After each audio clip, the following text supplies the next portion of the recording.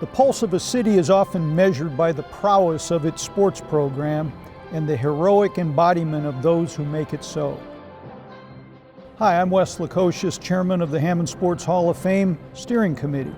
In Hammond, Indiana, sports greatness is honored and depicted by the Hammond Sports Hall of Fame, housed appropriately within the historic Hammond Civic Center. This Hall of Fame honors those individuals who have contributed to Hammond's glorious sports legacy along corridor walls that surround an athletic arena in which some of the most memorable competitions have taken place. The Hammond Sports Hall of Fame epitomizes excellence, distinction, and noteworthy contributions. Athletes, coaches, referees, members of the media, and others comprise the inductees of this Hall of Fame. They include individuals whose names are well known across town, some across our nation, and even worldwide.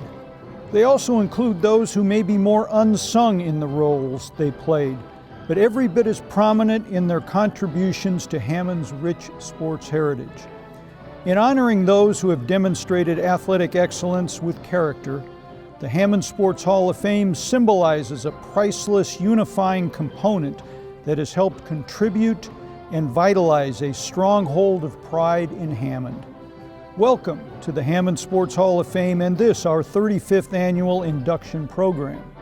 We invite you to come visit, walk these hallways, and learn more about those individuals who have made Hammond sports extraordinary, if not legendary.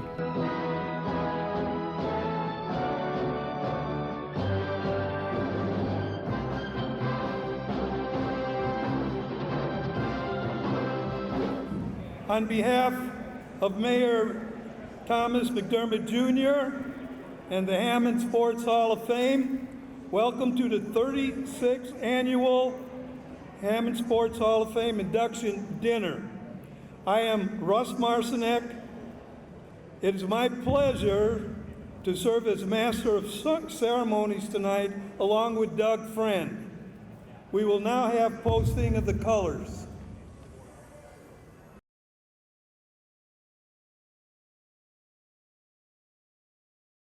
Color guard, carry, colors. Color guard, forward, march.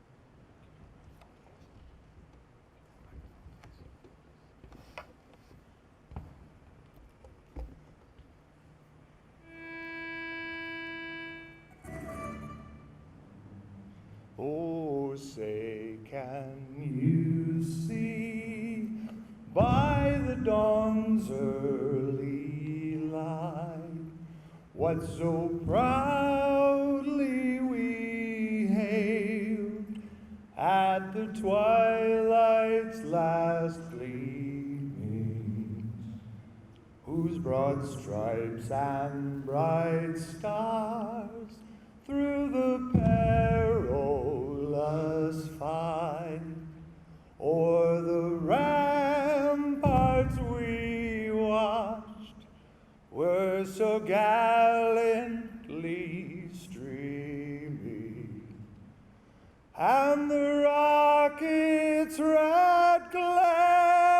the bombs bursting in air gave proof through the night that our flag was still there.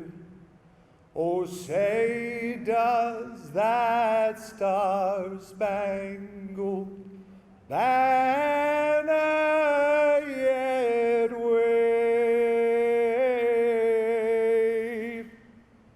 o'er the land of the free and the hope of the brave?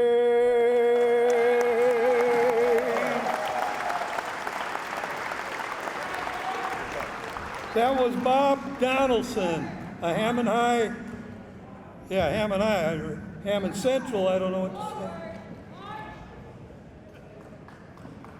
Color guard, right shoulder, arms. Color guard, forward, march.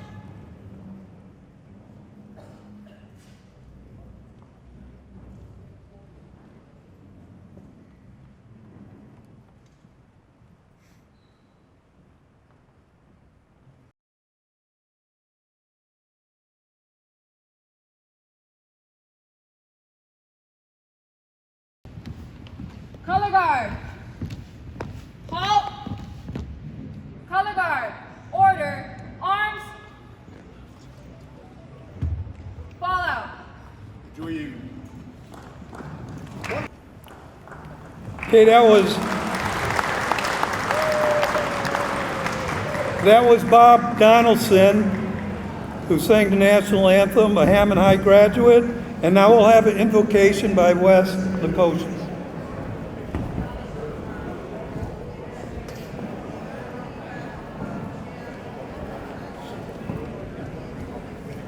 Let us pray.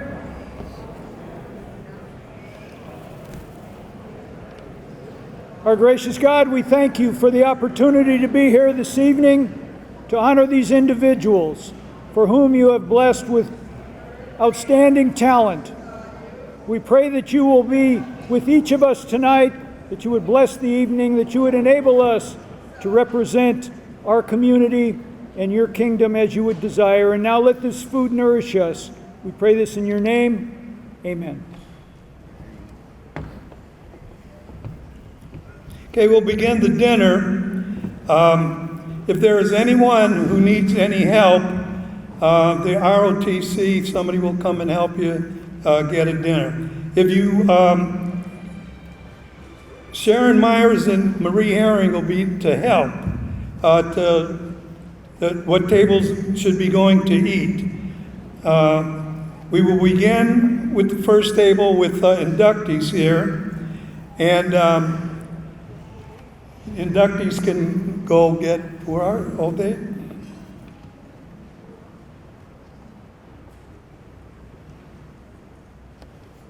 Okay, you guys can go first, and then Sam Meyer, and they'll tell you where to go. There's a table on each end.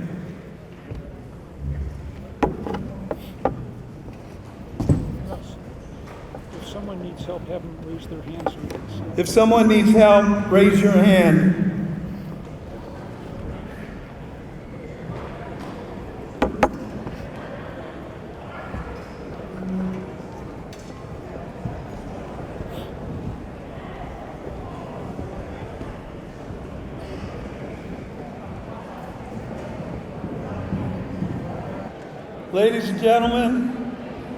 Ladies and gentlemen, at back, student athletes will be escorted by the ROTC. Please welcome, for their introduction into the Hammond Sports Hall of Fame, the class of 2022.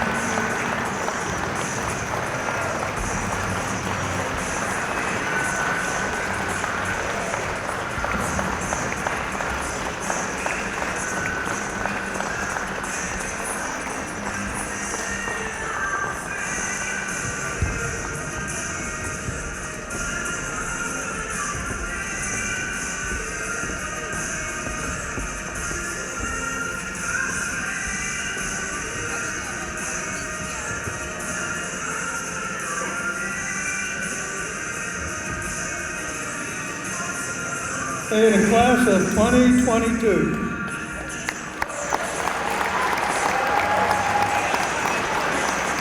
What a class. Keep this going, keep this going. We'll have, before we get started, we'll have a few words from Mayor McDermott.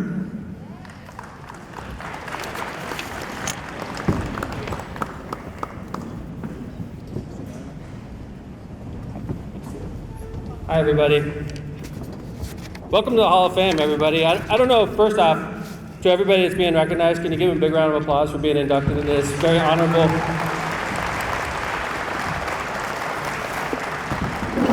Hammond's got a great history, and we got a great group of people that work very hard on the Hall of Fame committee to make sure that every year we recognize great athletes from Hammond's past. And then the city of Hammond took a step further. I'm sure some of you have seen what I'm talking about, where we did the Ring of Fame around the Civic Center, and we put a lot of work into that, just like a lot of work's gone into this event, and a lot of work goes into the event every year. The city of Hammond wanted to make sure that we recognize those that have been enshrined into the Hall of Fame by doing a lot of work on the outside. So if you haven't had a chance to walk around and see all the athletes from each year, it's something we're all very proud of. And again, thank you to the committee that puts this event together. Thank you for coming to the Hammond Civic Center. I know a lot of you make great memories here, and you know, we'd like to think that we're still fixing it up. There's been a lot going on in this neighborhood. For those of you that hadn't been here in a while, right? Got a new school. We're sort of part of their campus now, right?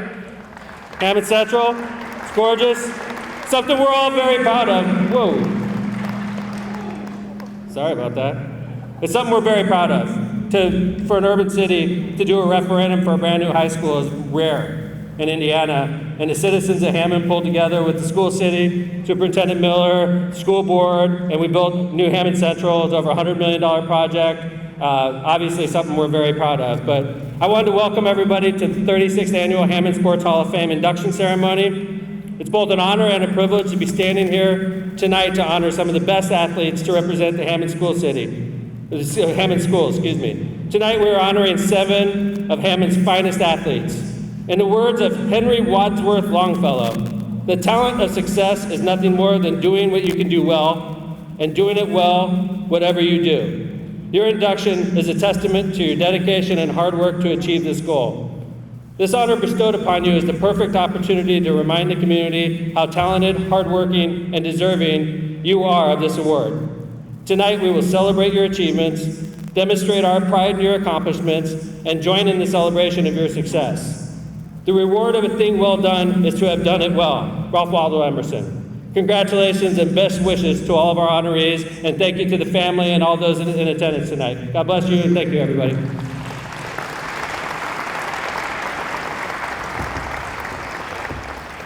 Thank you, Mayor. This is just kind of support that we get from the Hammond Hall of Fame. This just doesn't happen. Like also in the area here, we have Scott Miller, our superintendent of schools, who backs athletics. So this Hall of Fame gets support from everybody. As you can see, it's not a thing that's done by 1 or 2 people. And again, thank you, Mayor, and thank you, Scott Miller, for attending, showing your interest. And obviously, we have to give some people some credit before we go any further. And obviously, the custodial staff here, by Rico and Lorenzo there, they do a good job here. Steve's catering service from Hegwish. The media, WJOB supports us. The Hammond Times, I call it the Hammond Times now, still. They support us. The Hammond Career Center, all this production, everything is led by Stephanie Reiser. And of course, the ROTC from Hammond Central is led by Tyrone Sharif, and they do a great job. We have the florist, is cooperating here. So again, all the support that we get from all of these people makes this possible. And we got to keep this thing going, because this got to be the best thing in Indiana as far as cities sport goes. Right now, we'd like to introduce the committee members by Wes Lukoshus will do that.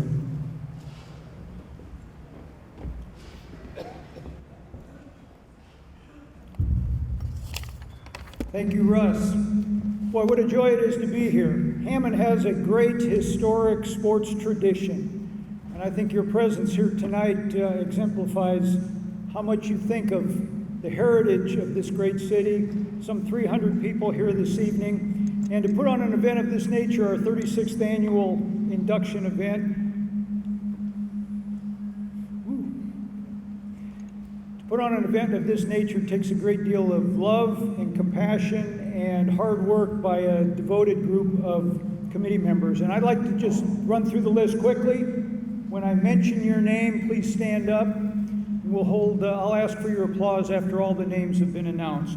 Julianne Aceves, Doug Friend, Allison Buell, Carol Corr, Jeff Colby, John George, Marie Herring, Ed Ria, Anna Mamala, Russ Marcinek, Sharon Meyer, Carrie Mitchell, Pat Montalbano, Larry Moore, Ryan Sosnowski, Dave Sudkowski, Jim Talon, and our administrative assistant, Crystal Miranda. And now with that, would you please give them a round of appreciation? Thank you very much.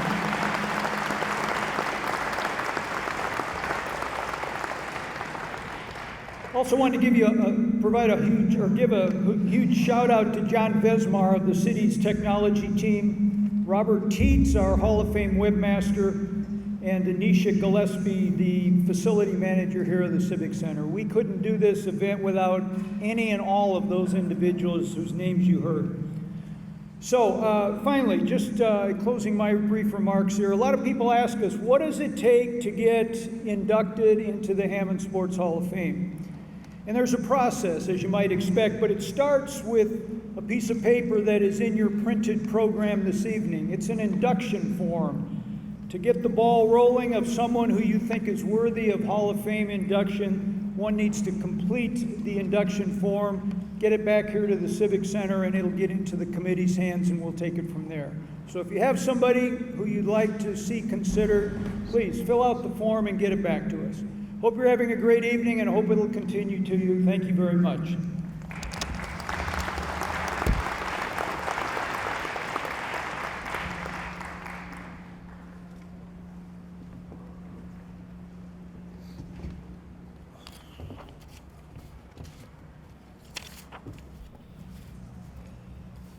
And two other people would like to, the Hammond Park Department also did Jim Talon and Anna Mamala, Crystal Miranda, and Anastasia Gillespie.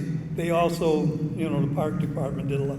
Right now, we asked our athletic directors in our high schools to select some athletes from their schools to attend tonight, so they can experience the Hammond Hall of Fame and maybe someday be inducted. So at this time I will call the schools. Would you please stand and save your applause till we're done with all three. Bishop Noel High School. Do they have a table here? Stand up if you will. Oh, I guess they didn't show. Hammond Central. They're in the back over there. Wait for the applause. And Hammond Morton. Stand up. See, Raymond's still in high school over there. Okay, we'll get started with the different awards before we get to the induction. And our first one will be the annual Anderson-Peterson Distinguished Athletic Award. Carol Corr will take over.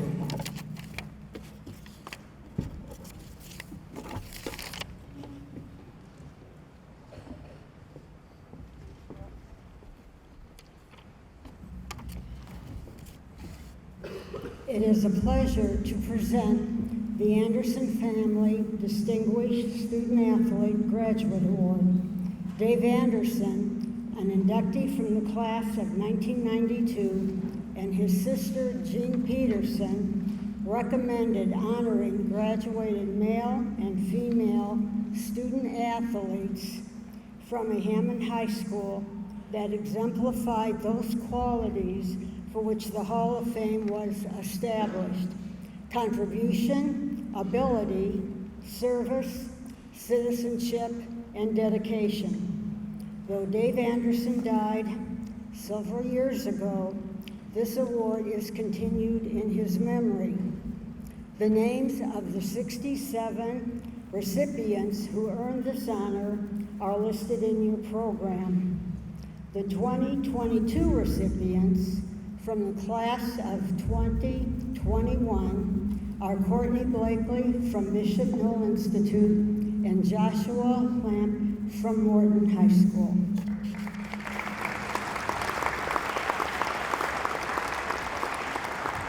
Courtney Blakely, a graduate of Bishop Knoll Institute, earned 4 varsity letters in basketball, was named conference MVP 3 times, and earned 3 team conference championships. Courtney completed her standout high school basketball career as Bishop Knoll's all-time leading scorer with 2,234 points, which ranked 16th in the state of Indiana. She also led all high school scorers in Indiana as a senior. She was named Associated Press All-State and selected Indiana Basketball Coaches Association Supreme 15 All-State. She won the John Wooden Award and named to the Indiana All-Star Game. Off the court, she earned a 3.5 grade point average. School clubs and organizations include Student Ambassador, Student Council, Women's Empowerment Group, and Math Club. And she volunteered at the Baptist Church to work in the food pantry. She has a basketball scholarship to Middle Tennessee. Courtney?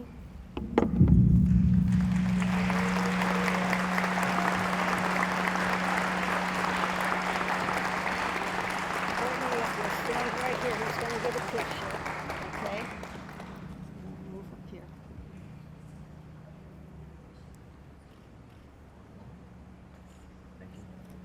Thank you so much.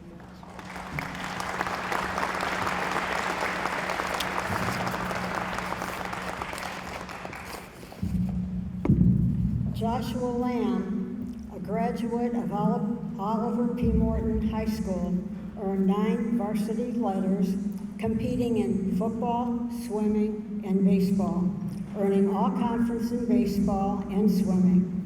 He was the starting quarterback punter his senior year and won conference.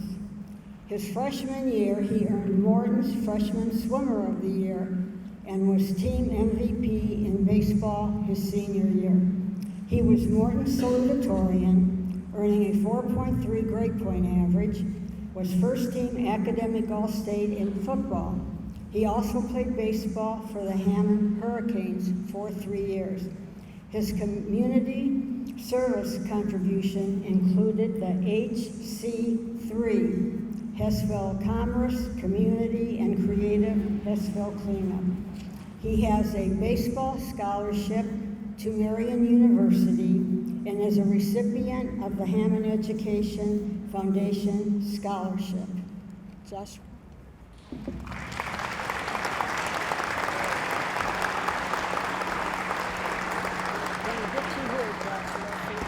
Get a picture.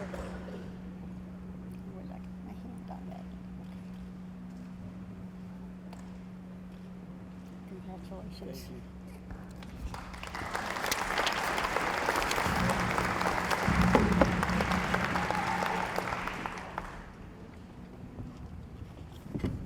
Our next presentation is the Richard J. Special Achievement Award given by Wes Lukoshus.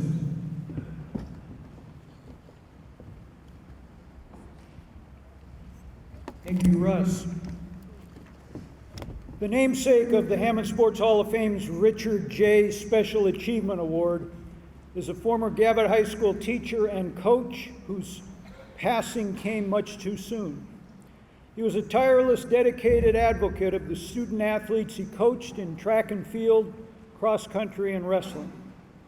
His devotion, encouragement, and support of Hammond sports and athletics in general, and those he coached specifically, prompted the establishment of this award. This year's recipient has been historically significant, informing about and advancing sports and athletics across the greater Hammond area. More recently, its current ownership team of Jim and Alexis Vasquez Didlo has demonstrated vision and perseverance, applying cutting-edge technology to transmit sports of all sorts, plus news and information in unprecedented ways across our region, nation, and world. It is my pleasure to present the Hammond Sports Hall of Fame's 2022 Richard J. Special Achievement Award to the voice of the region, WJOB.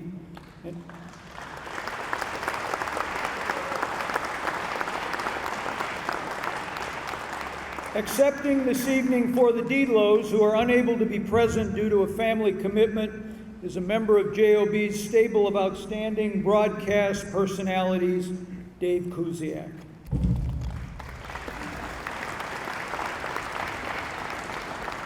Thank you very much, Wes. This is a big honor of mine, and on behalf of Vasquez Development Corp., the Didlo family, I know Jimmy wanted to be here. He is very much in tune with the local sports scene, and he's a Hammond guy at heart, as is Mr. Didlo here, a graduate of Morton, that and many times came here for many super sectionals throughout the years. It's a great place to come. It is an honor for me to accept this award from the Hammond Sports Hall of Fame for all of those people for 97 years that have brought basketball, baseball, all the different sports to Northwest Indiana. And it is an honor that we will continue to do that. It's been an honor to do it for 97 years. We're looking forward to our centennial, and we're looking forward for the Sports Hall of Fame and WJOB to do the same thing for the next 100 years.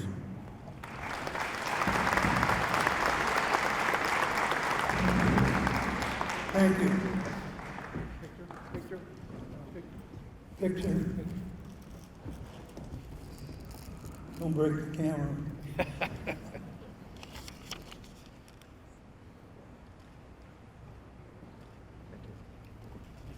Okay, our next presentation will be Allison Buell about Title IX and the history. Allison.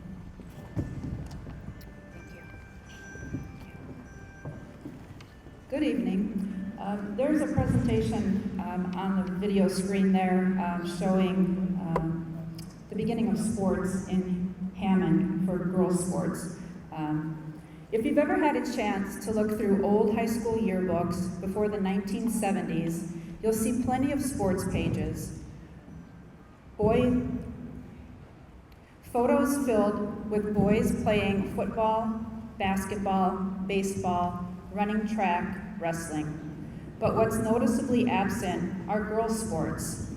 It wasn't until the mid-1970s that girls in Indiana, specifically in Hammond, could participate in organized high school sports sanctioned by the IHSAA. Before sanctioned sports, girls competed in sports activities through the Girls Athletic Association, or the GAA, which was sponsored, developed, and run by the female physical education teachers within their high schools. Most of these women went on to start the high school sports programs at Gavitt, Morton, Tech, Hammond, Clark, and Bishop Knoll. Tonight, as we recognize the 50th anniversary of the enactment of Title IX, federal legislation that granted equal opportunities for all in education, we take a few moments to honor and thank those female trailblazers from Hammond who gave girls the opportunity to dream and the ability to make those dreams come true. Again, on the screen is a video recognizing the beginning of sports in Hammond. With us tonight are many of these women who have coached, who played and who are now members of the Hammond Sports Hall of Fame. Ladies, please stand up to be recognized.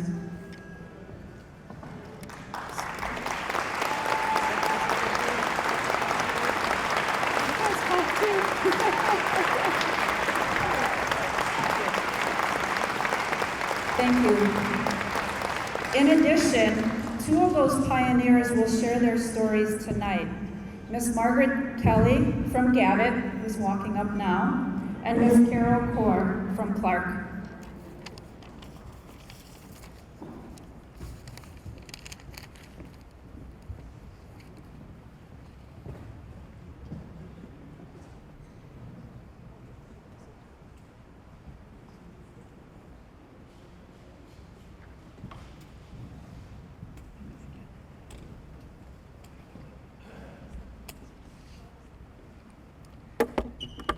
Thank you for this opportunity.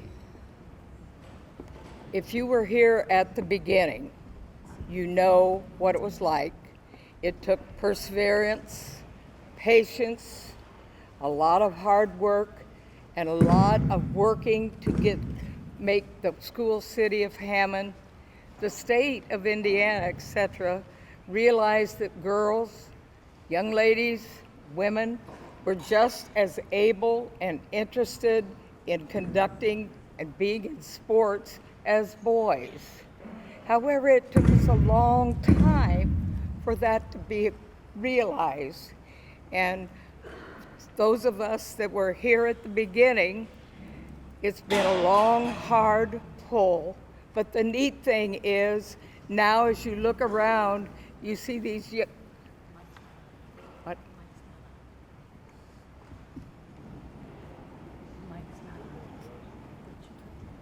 I need.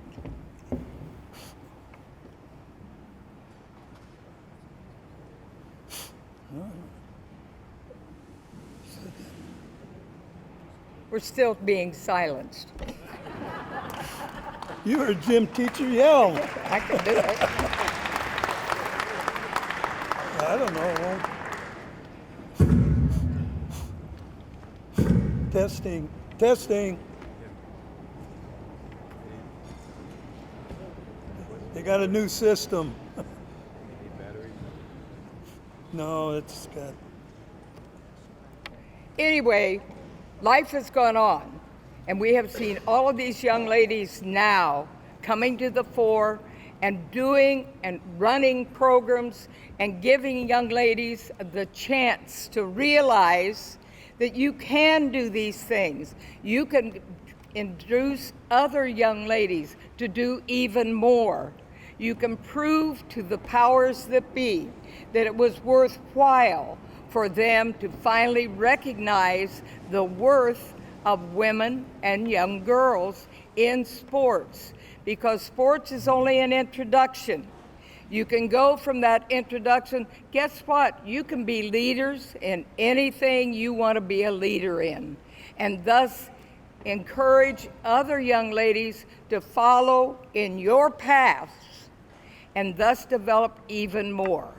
Who would have thought when I started, like Brittany Griner, that's over the State Department, is going to work on bringing her home?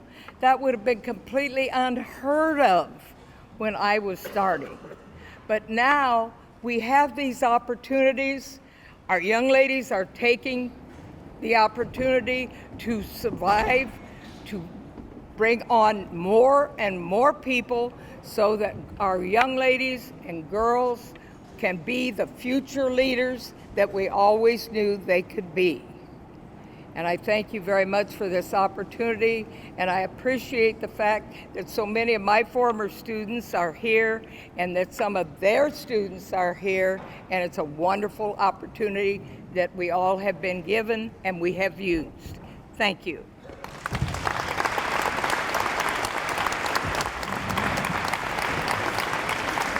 Thank you so much. She's great, isn't she? She's great.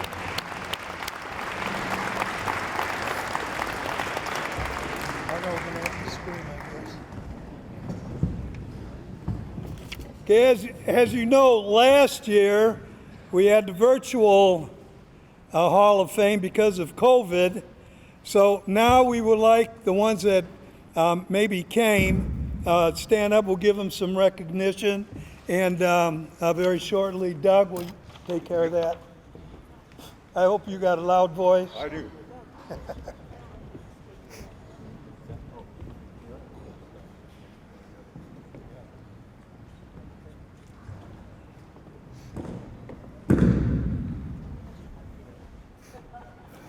Before my presentation, I want to point out to you the 6 poster boards that are taped to the closures of the concession stand to my left.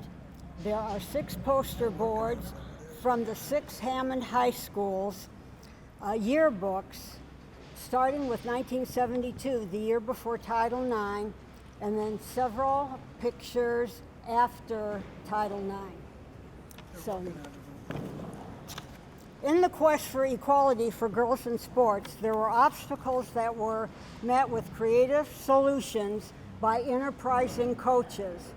During the first 2 years of my coaching career, I attended already established Girls Athletic Association meetings, the GAA, where the competition in various sports were scheduled, with no path for the girls to be affiliated with the Indiana High School Athletic Association, the IHSAA. Title IX, passed in the summer of 1972, opened that door, but not with immediate changes. In 1973, when I transferred to Clark, I was tasked with starting the girls' competitive program at Clark. Clark, however, had a girls' athletic club, the GAC, an intramural program, no competition with other schools. With no established schedule for games or a quick, efficient method to order uniforms, let alone have them delivered in a timely manner. Remember, this is 1973. Only 3 volleyball matches could be scheduled that school year. Now, what to do about uniforms? In gym classes, the girls used what is called pennies to designate the members of team. My mom, who was skilled in sewing, I did what my sisters and I always did. I called my mom. With felt I purchased, she made the required dimensions for uniform numbers, 2 inches on the front and 12 inches on the back, and sewed them on the pennies. I am modeling one of those pennies, which can be seen in the Clark pictures in the 1973-74 yearbook. This is what the girls competed in. There were other obstacles. It was alleged at one of the early GAA meetings I attended that a young coach was told by her administration that she could not charge admission to the girls' games. With no source of revenue, it is difficult to start a competitive program, let alone maintain one. So, after the first game, she marched to the PA system, thanked everyone for coming, and informed them that if you want to get out of this gym, you'd have to pay an exit fee. How times have changed for our young ladies in the past 50 years. Please, ladies, one more time. If you coach girls or you played on a team, please stand and be recognized one more time.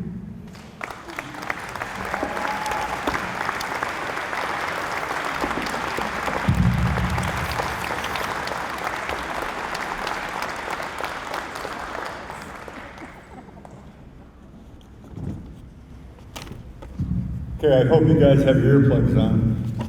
Okay, so ladies and gentlemen, first of all, my name is Doug Friend. I'm the athletic director core athletic director with Sean Kinsey over at Morton High School. And it gives me great privilege to be co-MC with legend at Morton High School, Russ Marcinek. So give Russ a round of applause. Now the microphone obviously is on the blink, so I'm going to use my coaching voice.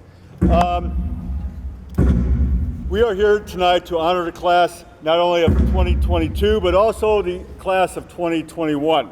As Russ alluded to, we had a virtual ceremony last year, so this year we would like to go ahead and recognize them and stand up if your name is called, and I'm going to go ahead and read their bios from last year. The first gentleman I'd like to call out is Michael W. Coles. Michael, if you're in the house, please stand up.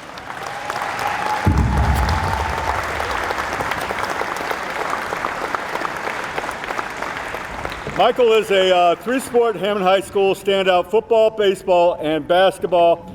This 2001 Times Athlete of the Year, was an all-state football quarterback, basketball point guard, and a baseball outfielder who competed in college at Parkland and Purdue University and professionally. Though he put up the big football passing numbers as a Wildcat, he may have left an even larger mark on the baseball diamond. After helping lead the Parkland to the 2003 National Junior College title with a .434 batting average, he hit 300 plus during 2 seasons at Purdue, then batted .312 during an 8-year professional career. Ladies and gentlemen, give it up to Michael Coles.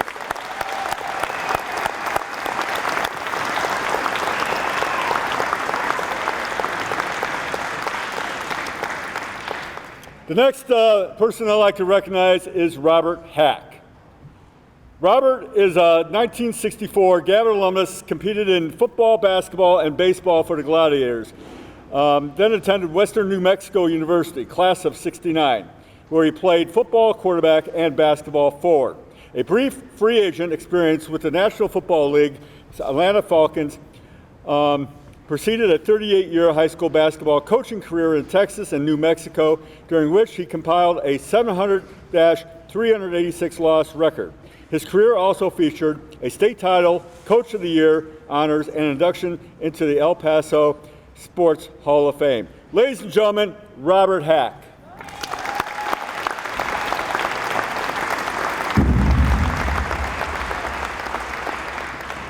The next young man I want to recognize is Trent Howard.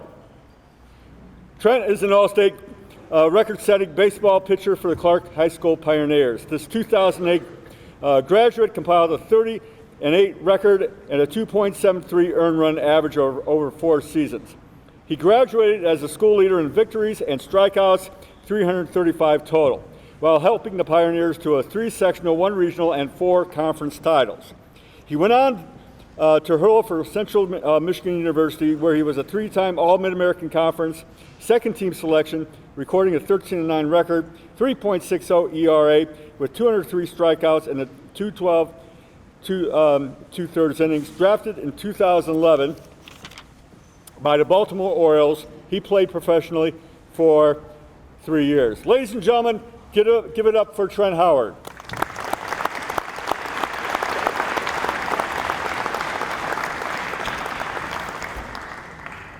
The next student athlete I'd like to recognize is John Novovich. John is a multi-sport athlete and Hammond High graduate, and initially made his mark as a Wildcat football and basketball player. The 1935 and 37. Though he gained statewide recognition on the gridiron as an end, he also went on to excel as a semi-pro basketball and baseball player. He eventually signed a minor league baseball contract and played for the Major League Hall of Famer Joe Tinker, and then in the Chicago White Sox farm system. Following his playing years, he served the city of Hammond and stayed active coaching, directing and promoting youth sports. Ladies and gentlemen, give it up for John Novovich.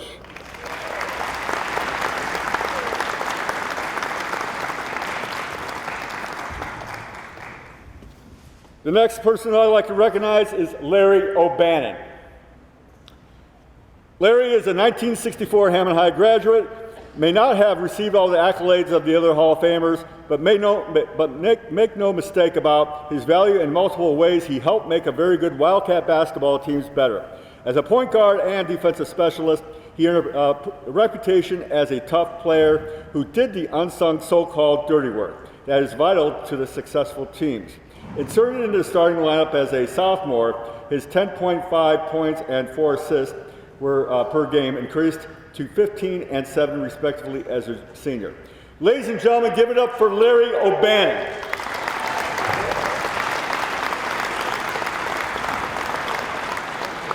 The final 2021 inductee is Hammond Morton High School product, David Pierce. David's in the house.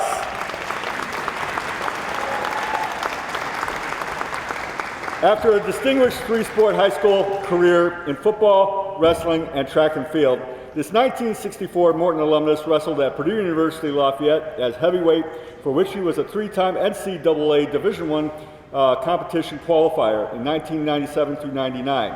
At Morton High School, he was Lake 10 Athletic Conference Male Athlete of the Year through 93 and 94 in football. He was a two-time two-way standout as a linebacker and offensive guard, earning Class 4A All-State honors in 1993.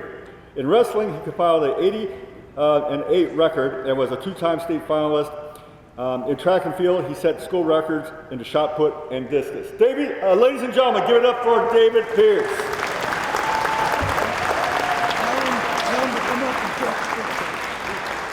Now, ladies and gentlemen, at this time, can I have my two inductees that are in the house please come up to West Lukoshus on the left side of the stage to take a picture with your Hall of Fame pictures.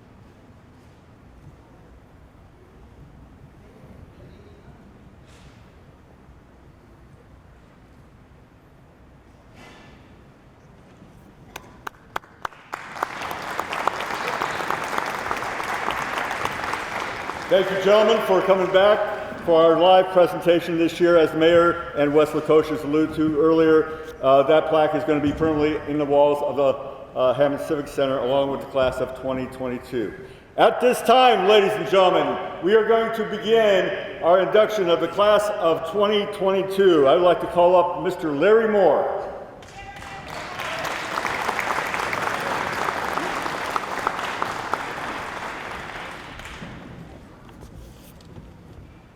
Thank you, Doug. This individual is a 1998 graduate of Hammond High School. He was an outstanding athlete in basketball. He went on to have a great college career in basketball at Weber State University. It is my pleasure to introduce Jermaine Boyette, better known as Jammer. Hey, thank you, Coach. Thank you, Coach. Thank you. Get a picture.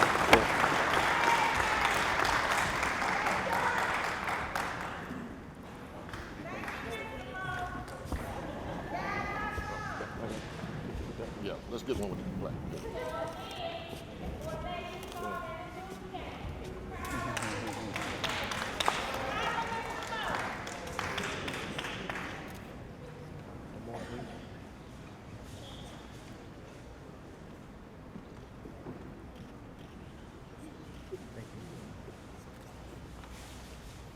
Proud of this young man. You. Turn that thing on. Is it working over this? It's working. Is it working? Yep. It's not working.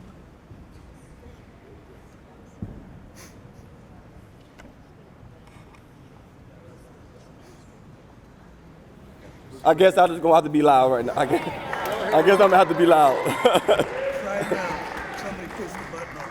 See, don't grab by the button. Hello? There we go. How y'all doing out there? This means more to me than anything ever. I was actually in the Hall of Fame at Weber State University.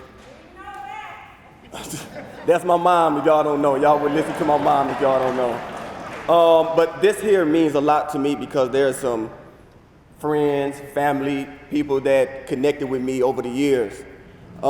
Being from Hammond means that my mom, my dad, my best friends, my brother, my whole family get to see this moment, and I wanted to share that with them. So how did it start? You wanna know how did I do it? They always say it's hard work. That's the cliche. It wasn't hard work for me. There was a vision. I had a vision, and when I came home, I went to Spohn Middle School. Anybody know where that's at? Spohn Middle School. That's where I came from. I lived in the Renaissance on Michigan Street here. So how did it start? I had a vision. My mom used to always stay hard on me. I had to watch my brothers constant over and over and over again. But I only had 4 hours to do it. I had 4 hours to do it because I had to be home before the street lights come on. Anybody recognize that? Anybody can recognize that, right? You better be in the house before the street lights come on, right? So every day I played with this guy. His name is Keith Herring Jr. Every single day he stayed across the street from me. Somebody I looked up to. This man is great. He needs to be here someday. We need to look at that. That man raised me. There's another guy. His name is Batiste Haywood. He's in the back. He came here to support me as well. We formed a coalition called the Three Amigos. That's what we called. He went to Eggers, I went to Spohn. But when we got to Hammond High, there was something special. And the man that coached us, his name is George Green. Who know him? George Green, he's in the back as well. He put a lot of hours in trying to deal with us. I got a lot of stories to tell you, but we're gonna skip that, but I have a lot of stories to tell. That's a great man. That's a great man, and he should be here someday as well. For real, for real. Give it up for George Green. But at Spohn Middle School, I also have some coaches at Spohn Middle School as well. Bob Myers, raise your hand, Bob. He's a referee, great guy. He coached me as well. He had my skills. He told me, man, that little lefty, he's bad. That little lefty, bad. That's what I was. I was left-handed, that's all I could go was left, but I scored. And so he saw something out of me. Richie Herring, who know Richie Herring, the Herring family. He coached me as well at Spohn. Mr. Greer, he coached me at Spohn. Look, bottom line is this. They always ask me, how you get to the NBA? How did you get overseas? How did you do it? Every night, whether it was snow, rain, sleet, don't matter what it was, basketball is what I wanted to do. My mom supported me, but I had to still come in and watch my brother. One of my brothers is here today. I'm glad he's here to support me. I had to watch that man every day. But guess what? I didn't even want to be a basketball player at first. I wanted to be an entertainer. You don't even know, I was a good dancer. I was a good dancer. The Jackson 5, I wanted to be the lead singer. My mom got my name from the Jackson 5. Yes, she got my name from that. Then my brothers was the background singers. That's what it was. But that basketball stayed true to me, and I had another one who really, really honed it in for me, and that's my dad. My dad stayed supportive of me throughout my career. He always kept me focused. He always kept me focused and said, look, do what nobody else want to do. Go out there and do what nobody else want to do. Wake up every single day and you go hard at it. Everything you do. And I stayed focused. That was my focus, to get to the NBA. It ain't the dream. It's not the dream. It's the vision. If you don't got no vision, you can wake up out of a dream and it's gone. Dreams can go. But my vision was there and I kept it. And then I had my best friends, everybody that surrounded me. I had people that surrounded by me was positive. They did the same thing I did. I wasn't on the street. I stayed out the street. I was respectful to other people. I treated myself the right way, how my mom and my dad raised me to be. They showed me that. I'm proud of being a Boyette, a Ferris, a Taylor, any last name you want to give me. I am very proud of that. I am. Here's what people got to understand, that when you playing a sport that you love, if you don't study the game, if you don't see who your best player is, or if you don't vision yourself being there, I vision myself being there. So when I went to Weaver State in college, everybody was just like me. So now what I gotta do? I got another step I gotta climb. Everybody, I was a player of the year here, so what? They was too. I was a player of the decade at Weaver State. I continue to grow. And they saw something out of me. And when that happened, I went to the NBA. If I tell you this, you will never believe it.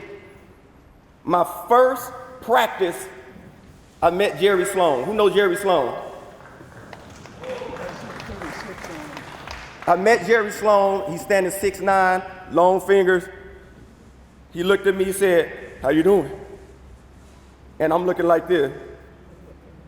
Because I used to watch TV, I studied the game. I had supportive people around me. Damani King. He was my barber all those years. He supported me, 3-on-3s, tournaments and all that. I envisioned myself being in the NBA. I envisioned myself playing across seas and overseas. That is what I wanted to do. I had to support people. I had to support my family. But I loved the game. The game what made me. But I had my people around me taking notice. Have people around you who gonna push you to that next level. It's easy to deviate and go somewhere else. It's easy. It's easy to quit. But I had good coaches. I had good ADs, I had good people that had me high, that's just surrounded by me, and I played, and I got pushed. It was the push that got me there, because of the people that I surrounded myself around. And then when school was over, I tried to play baseball. There's another guy y'all need to get used to. His name is Leonard Walker. They call him Butch. He was a community guy that kept everything together. The Maywood Little Leagues, the Little Leagues that we used to have here in Hammond. He kept everything together. He honed in his skills with me as well. He didn't take it easy on me, but the people that were significant in my life stayed on me. My dad, my mom, my best friends, everybody. I'm so happy to be in this hall. You just don't understand, because it's from home. My people from home, this is for them as well.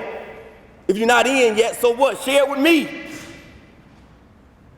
I'm gonna be by you, no matter what. I am so proud of this moment that I got 2 kids that I'm raising. Jalen and Janiyah.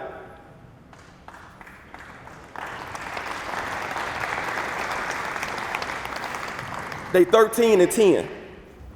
Don't take it easy on them at all, because I learned from coaches from George Green, Tom Tizada, Bob Myers, Willie Ham, all these guys that's positive today and it's gonna stay with me till I die.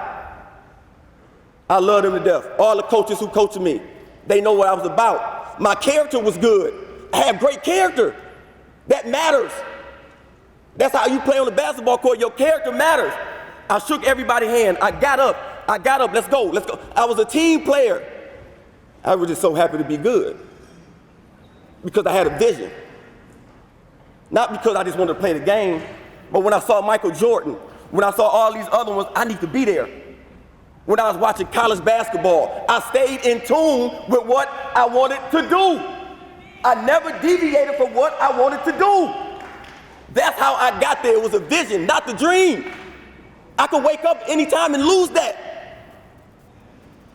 But when I go back to sleep now, since I got my vision, now when I go back to sleep, I know what I want to do. And my mom and my dad put it in my hands. Go ahead and go out there and do it. I did what nobody wanted to do. I bust my knee. I was bleeding sometimes. This is away from my coaches. This is away from all of them. I bust my head. I bust my knee. I'm going one-on-one with Keith Haywood, with Keith Herron. I'm going one-on-one with them, trying to get better because I want to be great. And I'm standing up here today being called a Hall of Famer.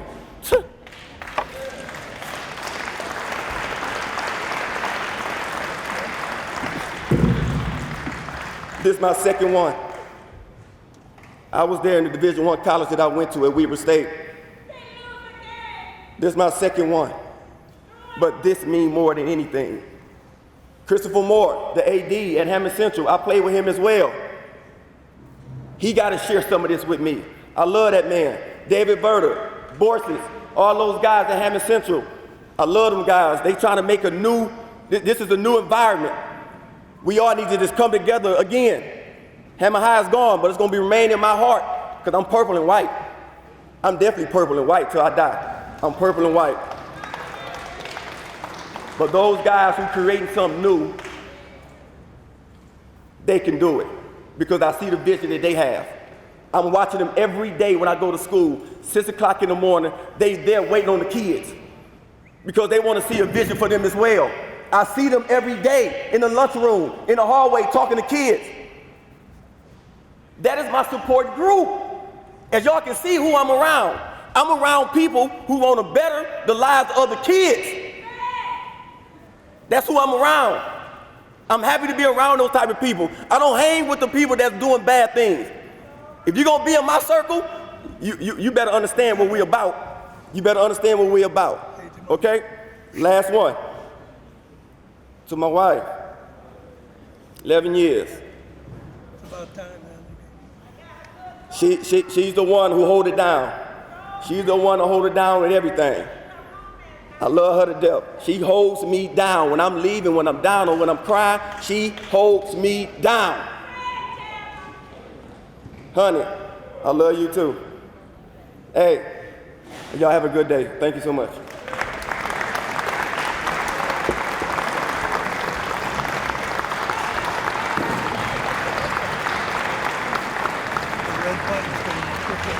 they touch it when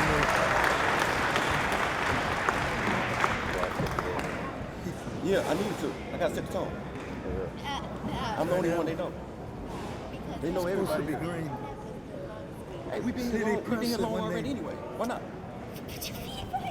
Oh, no, you gotta go to school, don't you? We grown at this table. Try it. We are grown at this table. No. Look. Ladies and gentlemen, give it up for Jermaine Boyette.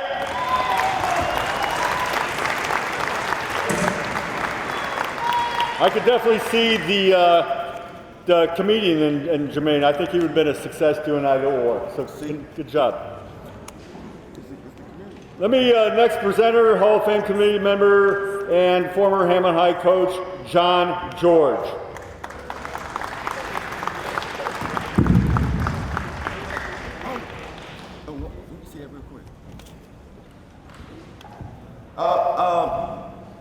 My coach, Larry Moore Jr., I forgot all about him. I was in my thing. Hey, coach. Hey, I love you, boy. Larry Moore Jr., everybody. Larry Moore Jr., give it up to him. Give it up to Larry Moore Jr. Oh, Keisha, I see you. I see you.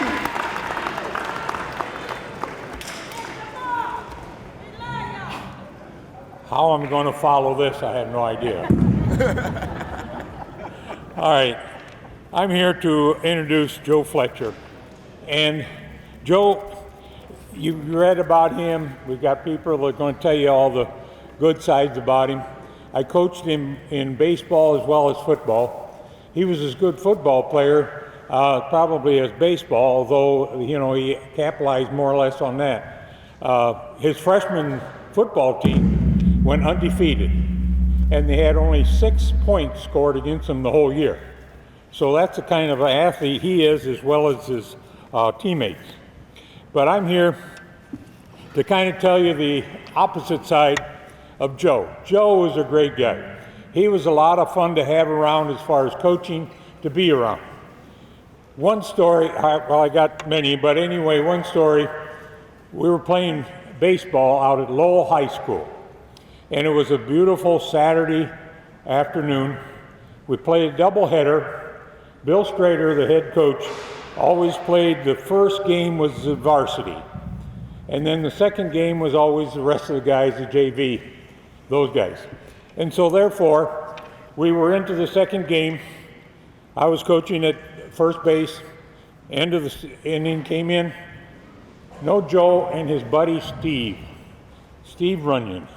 Anyway, they weren't in the dugout. And I'm looking around, where in the world are they? So I walked out of the dugout, went around to the back of the dugout. Here's Joe and Steve laying in the grass, got their jerseys off. What in the world are you guys doing? We're working on our suntan. And I says, hey, work on that on your own time. Let's get in there and cheer your teammates on.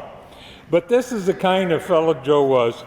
When he was on the field pitching, it was pitching. I mean, that was him.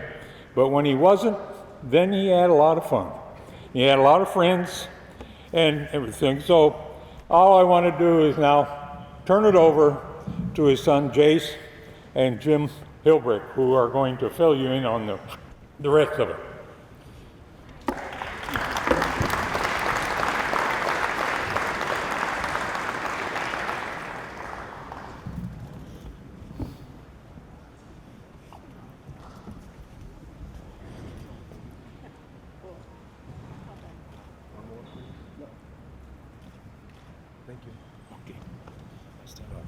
Okay, yeah, well, thank you. Thank you, Coach George, and all the members of the steering committee. This one, is it working? Hello? Yeah. Thank you, Coach George, and all the members of the steering committee, and all the members of the Hall of Fame here in attendance tonight. Very powerful, Jermaine, very powerful. Thank you. Yeah, switch. Thank you so much. But don't press any buttons when you grab it. All right, I've heard of musical chairs, but musical microphones is another one. So it's an honor for Joe to join this select.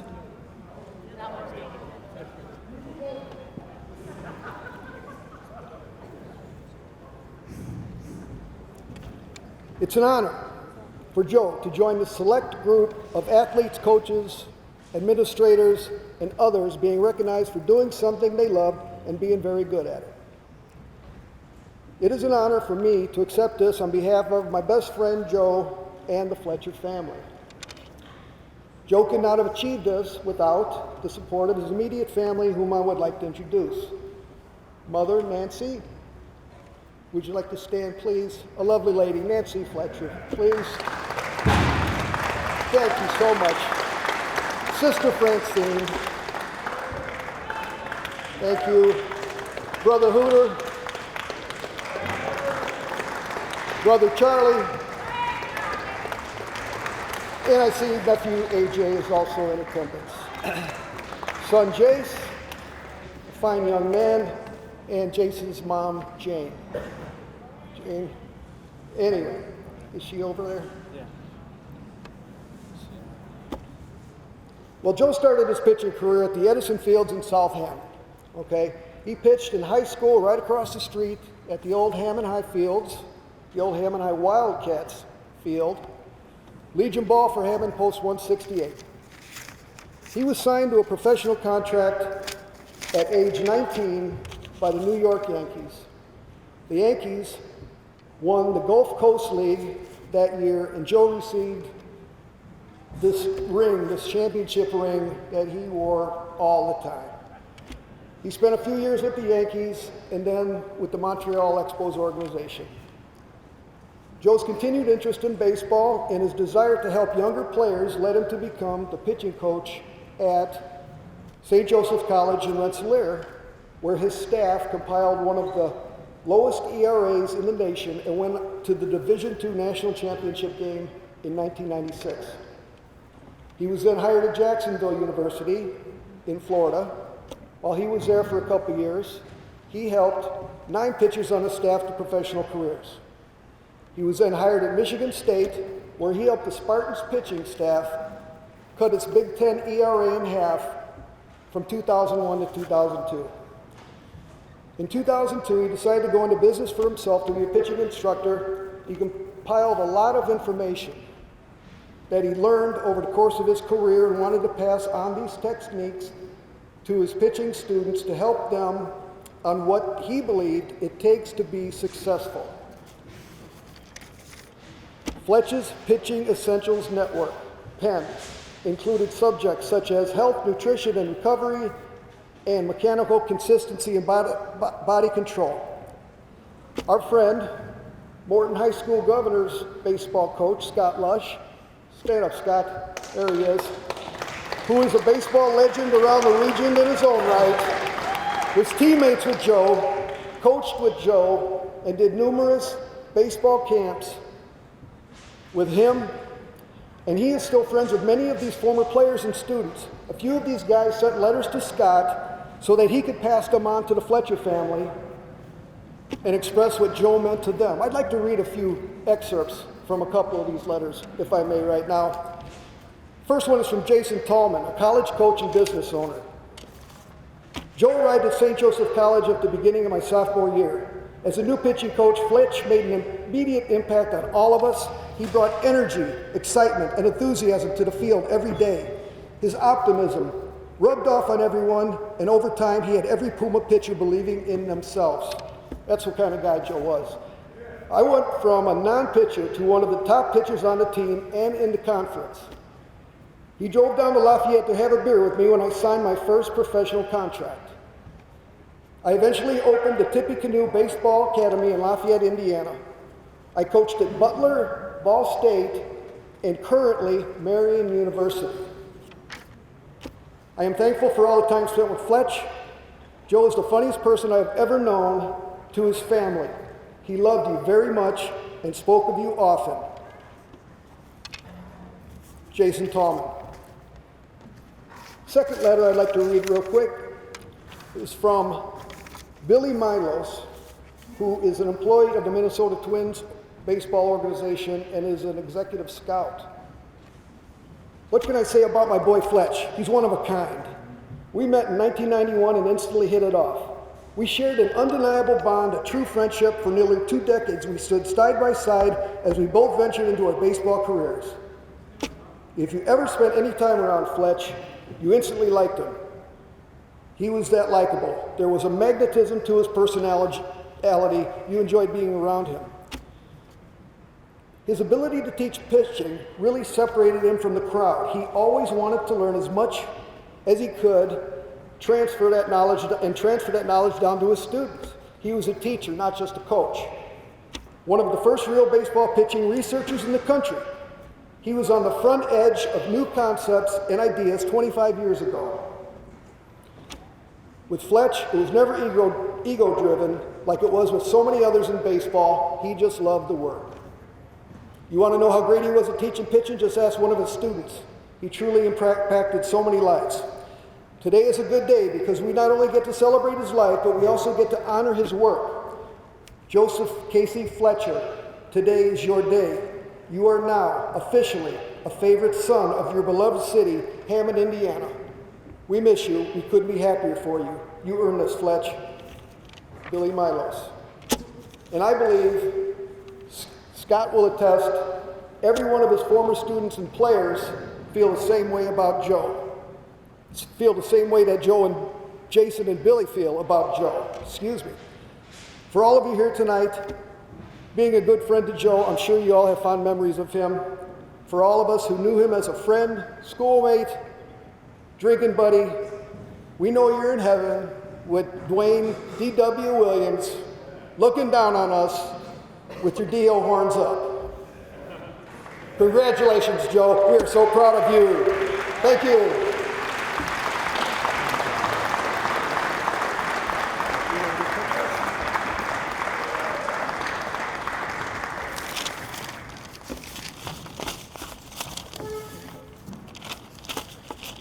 Where's the photographer? Oh.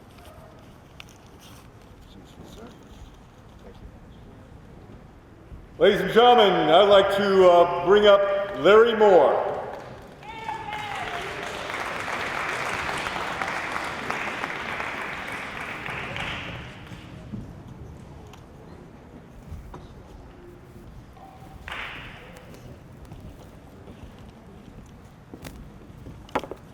This next individual is a 1986 graduate of Hammond High School, and she was an outstanding athlete in basketball and volleyball. She went on to have a great college career at the University of Chicago. It is my pleasure to introduce Portia Fultz Archer.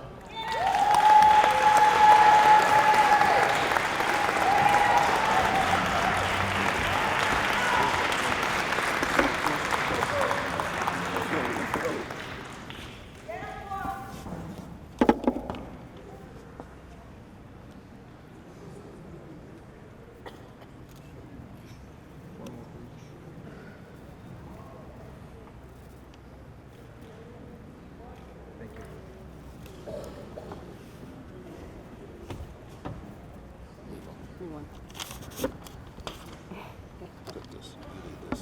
I need this. Good evening. Can everyone hear me? This mic has not been our friend. I'm going to try to make this brief.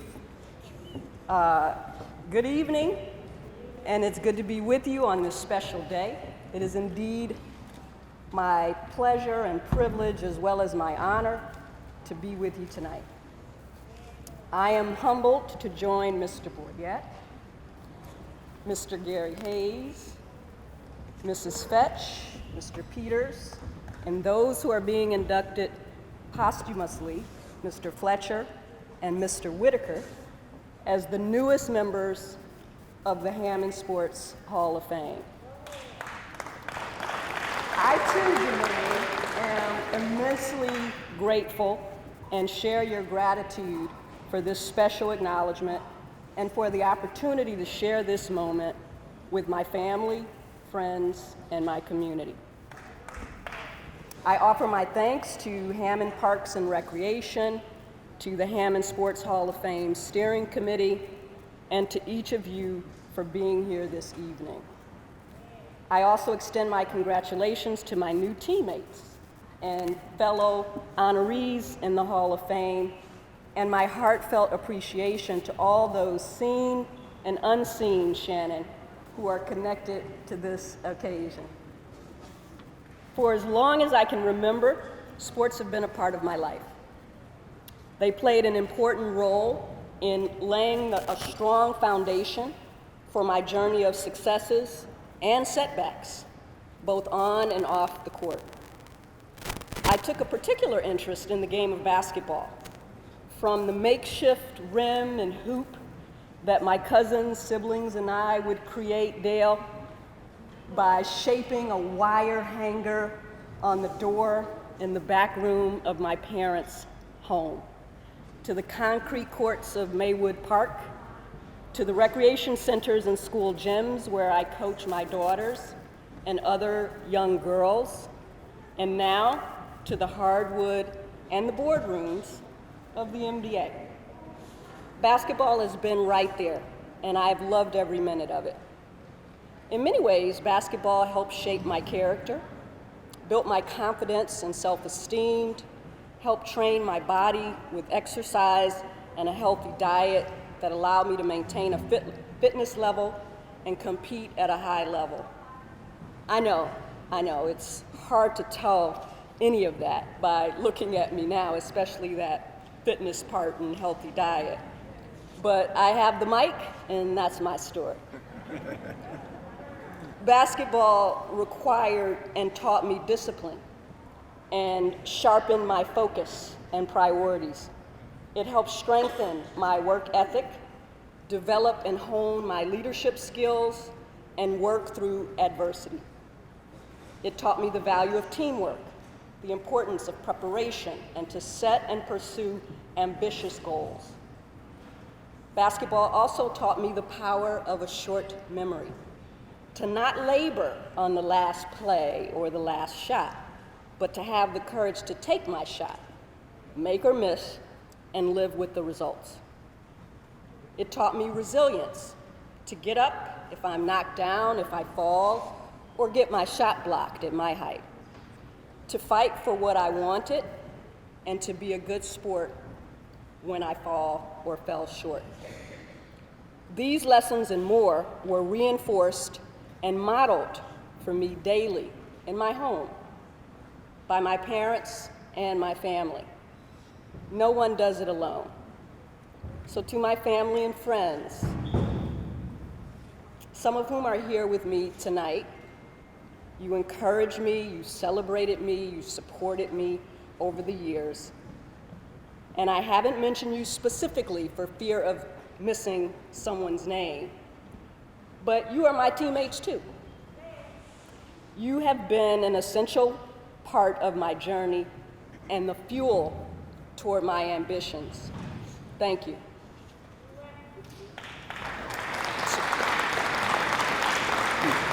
To my wonderful coaches throughout middle school, high school, and college, Mr. Jeff Morrow, Miss Kathy Witt, Coach George Royster and Coach Susan Bauer, thank you.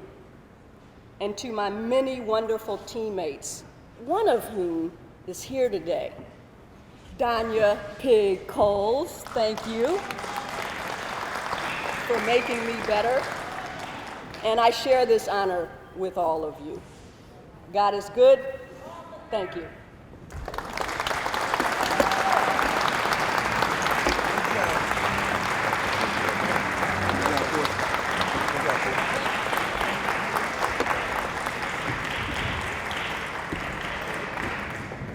Ladies and gentlemen, at this time, let me bring up Miss Julianne Aceves.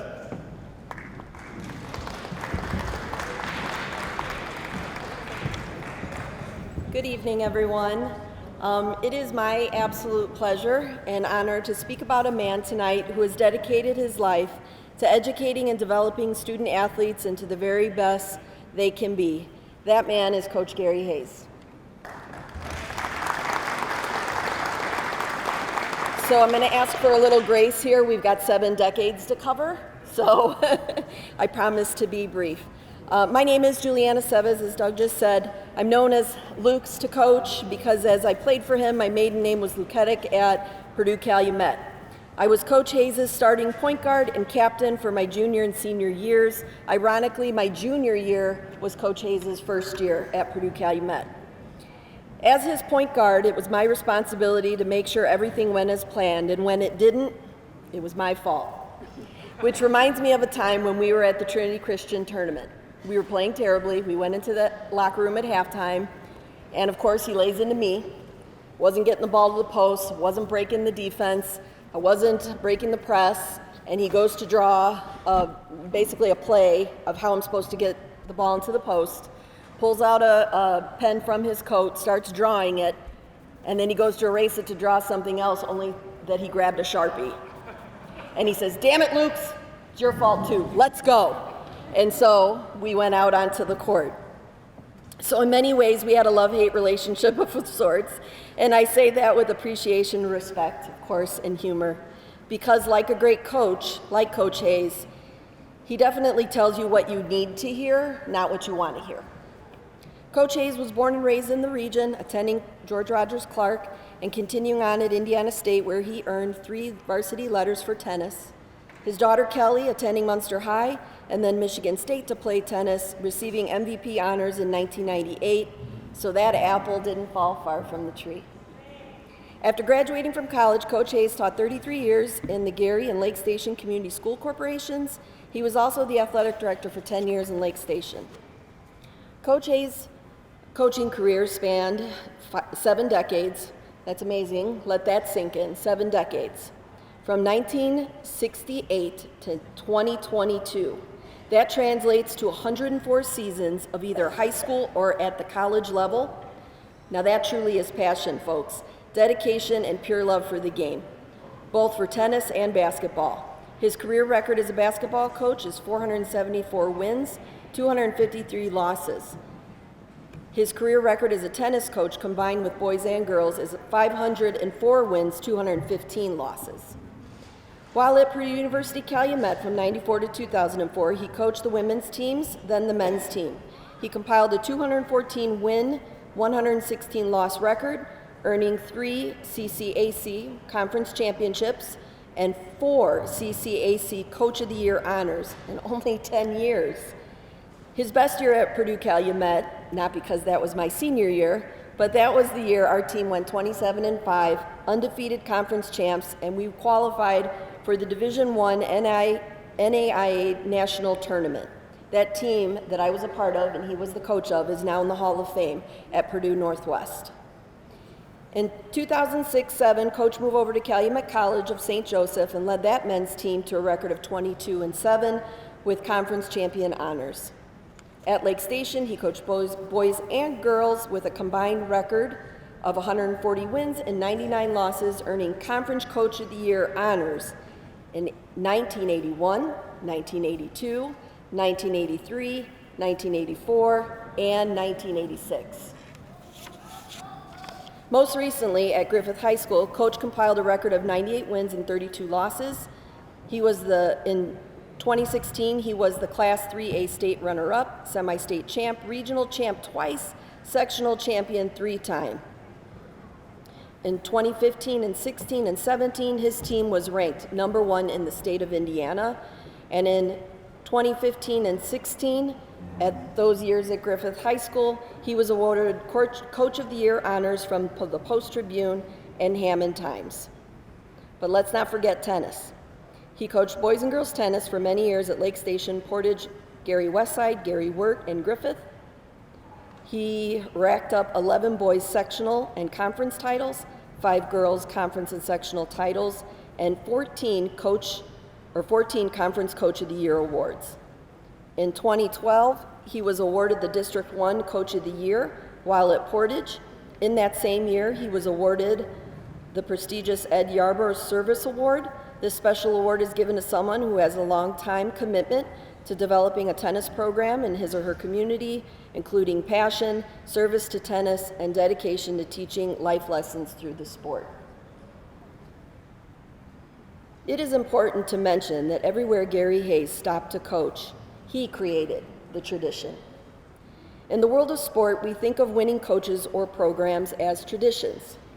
As a coach, it is easier to step into an existing program where there is a tradition already established. I have come to believe that Coach Hayes handpicked his job opportunities on the opposite of that belief and established his own tradition. He has never been afraid of a challenge because his competitive nature thrives on it and probably wouldn't allow it.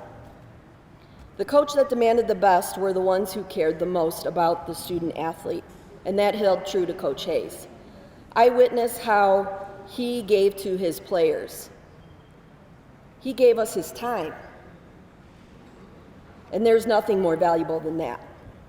He gave us opportunities, some of us not having them, he could see that.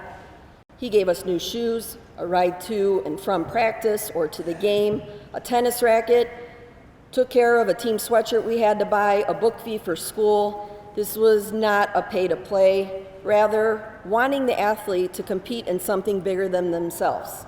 He gave us memories. Coach Hayes has an intense passion for competition, and anybody in this gym who knows him will understand when I say that. That intensity can be seen and felt when you are in his presence and the moment you step onto his court. There is not a moment when he will not expect the same level of intensity from you as a player. A moment in my life and in my career that seemed insignificant but quickly reminded me of this was Saturday, 8 a.m. practice. We ran through our normal drills, came to half court, and I was kind of tired. It was Saturday, I was 20-something. I probably was out the night before with the likes of the rest of the team. So I looked down at my shoes and I was yawning, and I was trying to hold it in because it was a big yawn, and he caught me. And he said, "Are you tired? Am I boring you?" And I knew better than to answer, and he said, "Go up on the track and start running, and you can stop when I get tired." So I knew I should have worn track shoes that day to practice. I continued to run. At the end of practice, when they were finished, he brought me down, and he looked at me, and he said something that I still remember to this day. He said, "Leadership is not about being the best. Leadership is about making everyone else better, and I need you to lead." He not only taught me the game, but he taught me how to be a leader. So in closing, okay, I have heard people say that a basketball coach is only as good as his players, and I have to disagree.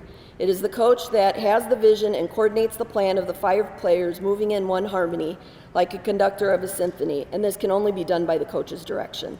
It is the coach that looks at his players and determines what they are capable of and designs that offense and defense around their ability. Coach Hayes has an amazing ability to bring out those qualities in his players on his team. He is the coach that can make his players see what they can become rather than what they are. So even though today, Coach Hayes, we are measuring you by your wins, losses, titles, and championships, there is no way to measure the impact on the athletes' lives that you have touched, and you have definitely made a difference. So I'm here to tell you, Coach, that your legacy will live on in each of your players, and I am proud to have played for you, and I am glad that I could be here to celebrate in your Hammond Hall of Fame honor. Congratulations.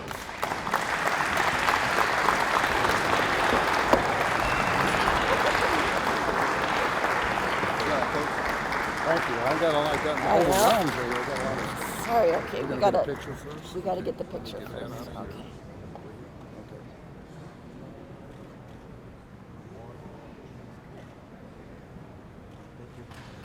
Thanks, Jimmy. That was awesome.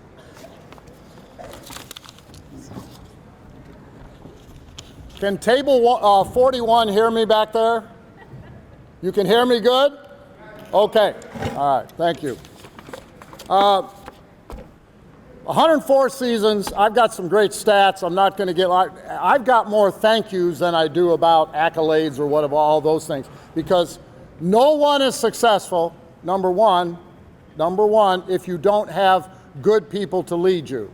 And I've got so many people to thank. But before I do that, I've got a great Lukoshus story, okay? We can't let her get. First of all, she was a coach's daughter, okay? She knew how to play. But I got a great story. We're at Anderson College, and we're getting ready to go out. I come out with my pregame. Girls, it's all different. They're in the locker room. They got to be ready. Then the man coach comes in. You know, we did all of that. So anyway, I'm getting ready to give my pregame talk, and Lukoshus and Carolyn Cutine are tying their shoes. Well, I'm getting ready to go to the pregame talk. So I said, well, you guys are out for the first half. You know, and both of them were tying their shoes. They weren't looking up, and we were getting ready to play. And where's Tabitha? She's over there, right? So Tabitha's a freshman. She works at Purdue Cal. I said, Beaumont, you're in. Cutine's out. Lukoshus out. You know, and we went on to win the game the second half. Luke's comes in and plays very, very well.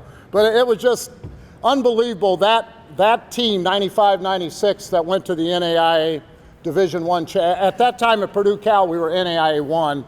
And that was a great team. I think they were ranked top 5 on defense, 27-5 and 10-0 in the conference. I'm so proud of that team. I always think about them. You know, I wanted to make a couple thank yous first. My wife Elaine, you got all the tickets collected? Number one, did you collect the money on the ones that owe? Okay, all right, okay, we got that covered, okay. My daughter Kelly lives in Orlando, Florida. She could not be here today. She played at Munster. She was a national ranked tennis player. I'm so proud of her. And she played at Michigan State University. So anyway, she could not get here coming from Florida. Now, I got a couple stats for you before I do my thank yous. I look back in 1969 when I started coaching, and I went to Gary Westside, and that was a brand new high school. I started their tennis program. Here's what was going on in 1969 when I started coaching. Richard Nixon was president. The Jets won the Super Bowl with Joe Namath. Gas, you'll like this one, was 35 cents a gallon. Okay, and when I did scouting, we had the old reel-to-reel projectors. So you couldn't even hardly see the game. So as coaches, and Russ knows this, we all went and watched our opponents over and over just to make sure. But that's when I started coaching, and I was really shocked to look at that and see what the times were.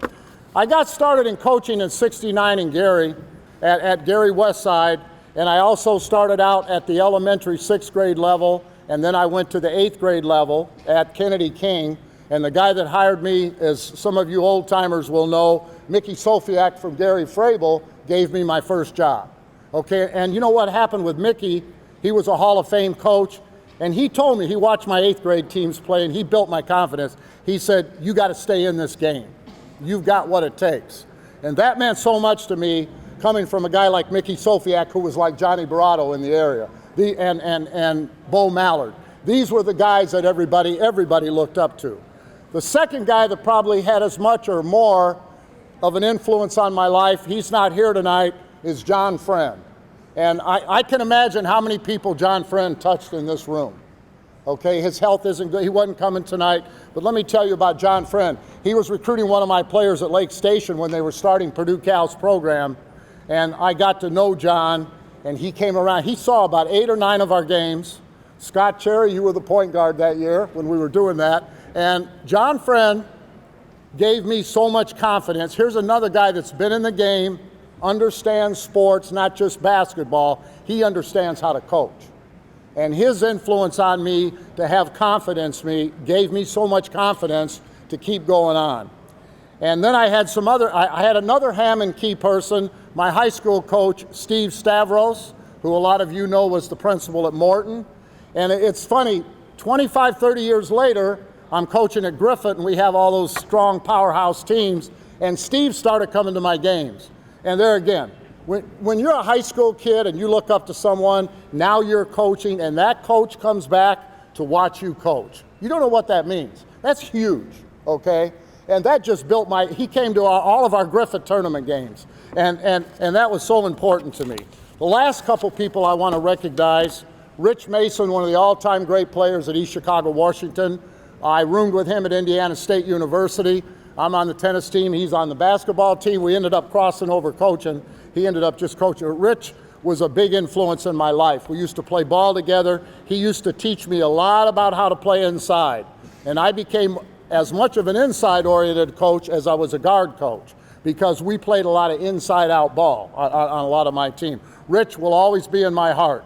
And then Jim McDonald at Gary Wirt, he passed away years ago. He was a guy that I started varsity assistant with in 1975 at Gary Wirt, and me and Mac were always close, and we worked together well. Carl Trikoff, a lot of you know him from Calumet. These are guys that I'm interacting with, okay? These are the guys you want to be around, and you want to make yourself better. Anytime you get satisfied as a coach, good things are not going to happen. You have to learn. I'm still writing plays down watching NBA games. I don't even have a team.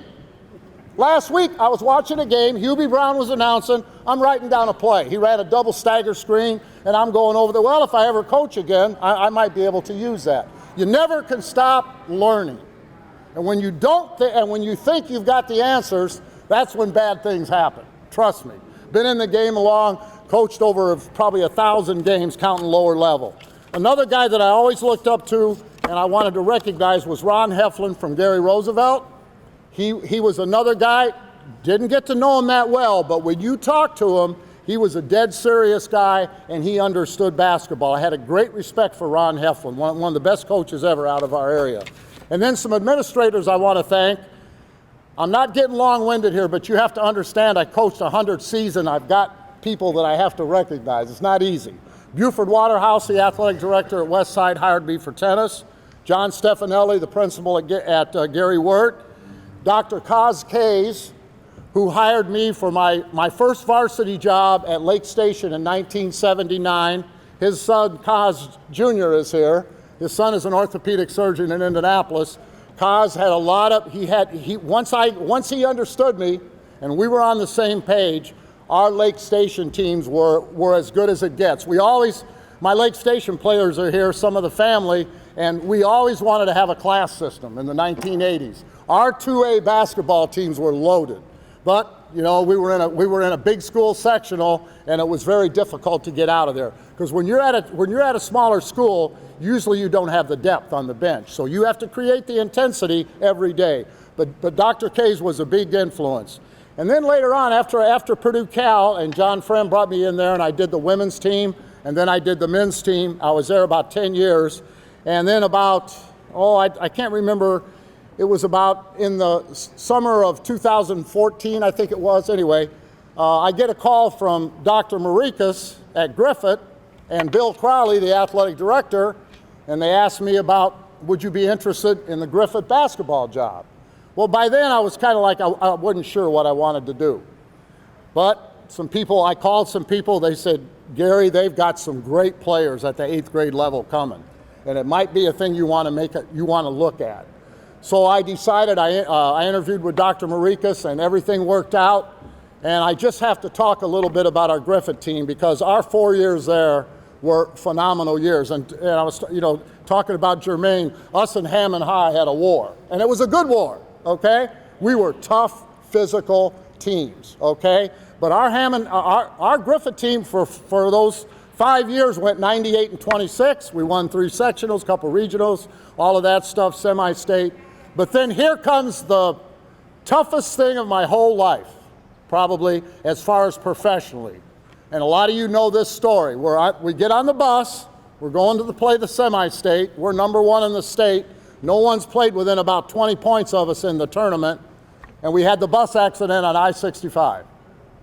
And I'll tell you, the bus turned over, we rolled down in the ditch, and these kids this was 4 years we had dedicated our life together. And you talk about a basketball family. Our Griffith kids were amazing. Our family was so good. And Brian Orcus was the principal. Dr. Marikas is here tonight. He was the superintendent, and we had a family. I'm gonna tell you what, we're laying out on I-65, the bus is upside down, windows are bashed out, helicopters are coming picking up 2 of my coaches who were very seriously injured. They had to fly them to one of them to Chicago. We had multiple injuries on the bus. Now, obviously, we're sitting there, and I was one of the guys that didn't get seriously hurt. It was amazing, but it just was that way. So we're laying out on the field now. This is the kind of team we had. 2 of my players come up to me. You know what they asked me? Coach, do you think we're going to play? I mean, trust me. That is an amazing question. We got guys bleeding, guys with torn meniscus. That was the family. Those kids, they were devastated. We're a quality basketball team, and I can't say enough about how good we were at that time. So what happened was, on Monday, the IHSAA called us and said, if you guys don't play by Monday, you have to forfeit. Okay? So now we're devastated. So the school gets the attorneys, we get the calls going. Finally, the athletic, I believe it was at Marion, said, well, we'll wait till Wednesday. Okay? Now, Monday and Tuesday, we don't practice. On Tuesday night, 6 players get released by the doctor to play. We have to get on the bus Wednesday morning. The school's all there. We had a vigil in the park before that. It was incredible. So we didn't practice. All we could do in the morning was walk through in the gym. And we have to get on the bus and go play Marion, which is a very tough, Indiana tradition high school program, and we had to go play that semi-state game. One guy had a torn meniscus. Okay, Dr. Brown wrapped him up, but he only lasted a half a quarter. We had 2 guys in back braces. One guy with 8, one of the Murphys had 8 stitches in his left hand, and those kids elected to play. We had a big meeting about this. The parents came in, they said, Coach, you can play. My son can play. And we lost that game on a tip-in at the buzzer. And I'm going to tell you, I've had tough times in my life like everybody else. Can you imagine going into that locker room after that game? It was the hardest thing. I think that's one of the least times that I talked very much, because we had so much love for each other, that basketball team, that we knew how everybody felt. And it was so hard on those kids. But I'll tell you what, the resilience, 7 kids from that team graduated from college. Amazing. And the year before, we had 2 more kids that went to college. And it was an amazing time, those 5 years. The next year we come back, we're 27-3 when the Murphys are gone and all those players, because we had tradition going, okay? We believe we could beat you even if you were better than us, we believed we were going to beat you, one way or the other. So I can never go back in time and ever say what that meant to me. I always had 4, I'm going to make this short now. I had 4 principles in coaching. Number 1, never go to practice without a written schedule. Never. I would never, ever, and I know my players used to see me cut those vanilla folders that we used to use for filing. That was my coaching every day. Tennis, basketball, I had a plan, okay? Some days it may have not been a good plan, I don't know, but at least I knew I had a plan before I went to practice. The other thing, I've always said this, the best coaches I used to respect were guys in basketball would have a losing season, you don't have a good team, but your kids play hard in February. I used to go watch teams, and I would judge that coach, because all of us don't get to coach all the best talent every year, okay? You have to understand that. You got to respect those coaches that might have a losing record. They don't have near the talent you have. I tell you, I always said, and we are from day 1 until the last day of practice, we did the same fundamental drills. Whether it was boring, I really didn't care if you thought it was boring. We did them over and over and over. And there comes your turnover ratio down, your defensive fouling, you don't foul, and you play smart. And that's how you play in the tournament. The third thing I never did, and I used to get on my assistants, Nobody ever sits down at a practice. That was my rule. I don't sit down, your assistants don't sit down, and I would get that through my junior high program and my 9th grade program. You look a fit, come dressed out as a coach, okay? Look the part, okay? And when you get out there and coach your team, you come in there and you have that energy. Some days we don't have energy as coaches, and you have to fake it, okay? You can't come out and say, oh man, today I just don't have it. Well, you know what? Find it, okay? Because your players are watching you, and they're watching to see what kind, and if you want to practice to go down, have the coach come out and his energy levels down. So those were things that I always had as far as but I just want to go back and say my years in the Gary schools that was the part that I got my foundation in the 1970s, and then in the 80s I went to Lake Station. We had those solid 2A basketball and tennis teams, and Lake Station was a great family with only 500 and some kids. We could play with anybody. And then I went to Purdue Cal for those 10 or 11 years. We had a lot of success. We had almost every team we had was in the top 10 on defensive average in the CCAC, because we always came with a plan. And our kids were in great shape, and they just knew how to play hard. And then finishing my career at Griffith for those 5 years was an invaluable experience to have that kind of family. So I look back on all of these things, and I'll tell you, some of us you don't understand about high school coaches especially. College is a little different. Remember, your high school coaches teach all day, okay? They get out of class at 3 o'clock. Then they go to the practice field. That's a whole different ballgame. College, if you're in a major college, all you do is just coach your sport. And I respect high school, lower level, junior high, it doesn't really matter. When you're a coach and you work all day and you go to practice and you still show the energy and you make those kids believe they can win, whether they can win or not, you make them believe they can win. And that's the key to having some success. But I appreciate the committee giving me this honor, being a Hammond Clark guy. I would like to thank Inland Steel for paying my way through college. By the way, I forgot to thank them because I worked there for like 7 years. But I'll tell you what, I am so proud, and all the committee members, and thank you for this awesome evening. I appreciate it. Thank you.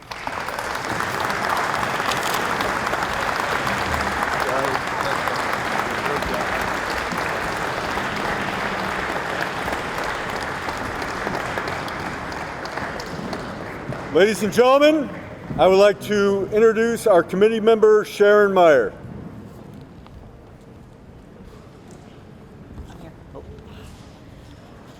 Good evening, ladies and gentlemen, and congratulations to all the inductees. I'm going to do a little bit of a different introduction today, but it's going to be quick for Terri. So instead of me writing things, I asked her what she thought her greatest accomplishments were in either high school or college. But instead of telling me about any awards or accolades she received, she said, "For me, sports have left me with the memories of a lifetime. Remembering nicknames of my teammates, some of the songs we would sing in the locker room or on the bus going to and from games. And these songs were always louder when we won games.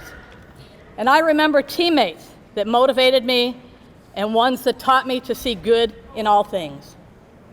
I especially remember the ones who never let me live down all the stupid things that I did, and that was mainly because they did them with me.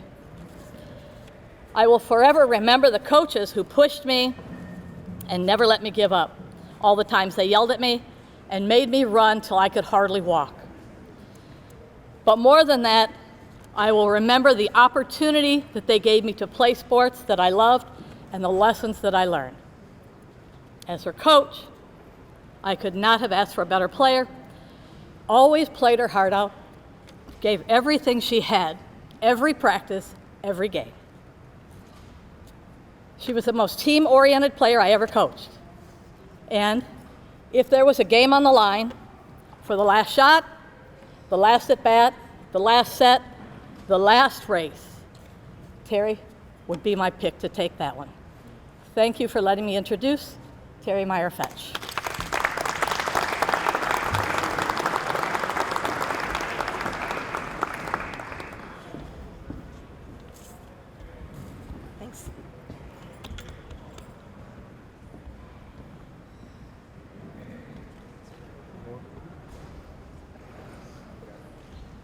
Thank you.